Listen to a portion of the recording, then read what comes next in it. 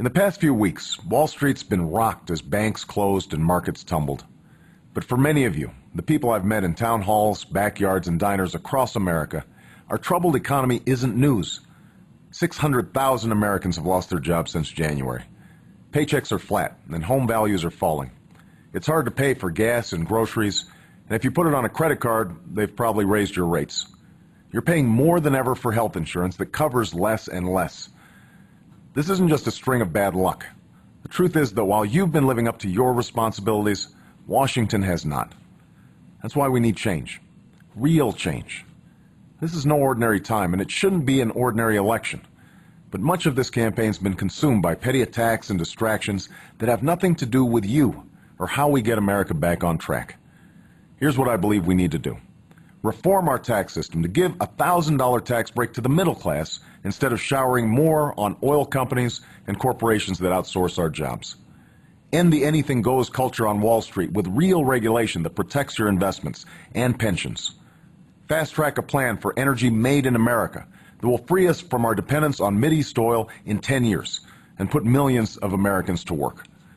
Crack down on lobbyists once and for all, so their backroom deal-making no longer drowns out the voices of the middle class and undermines our common interests as Americans.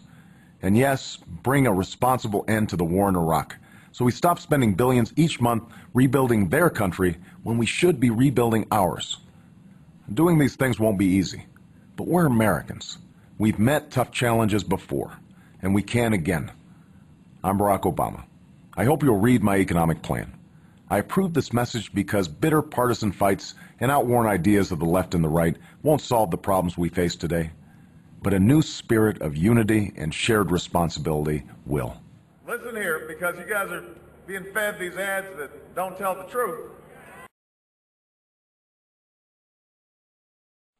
What we need right now is a real debate about how to fix the economy and help middle-class families. But that's not what we're getting from the other side. A couple of weeks ago, my opponent's campaign said, I quote, "If we keep talking about the economy, we're going to lose." So they said that they would be focusing their last couple of weeks on attacking me instead. And I have to say that that's one campaign promise that they've actually kept. Socialist, socialist, socialist. I like George W. Bush. I won't even try. I will eliminate companies that invest right here in the United States. We're going to stop giving tax breaks to companies that invest right here in the United States. I will cut our economy. I will cut Ronald Reagan. My opponent doesn't want you to know this, but I will raise taxes on the middle class. In fact, I will raise taxes for 95% of all working families. Let me show of hands. How many people make less than $250,000 a year? All right. Well, I'm talking to you then. You will see your taxes increase $250,000 in an Obama administration. I will eliminate and create the high-wage, high-tech jobs of tomorrow. I will eliminate the United States of America.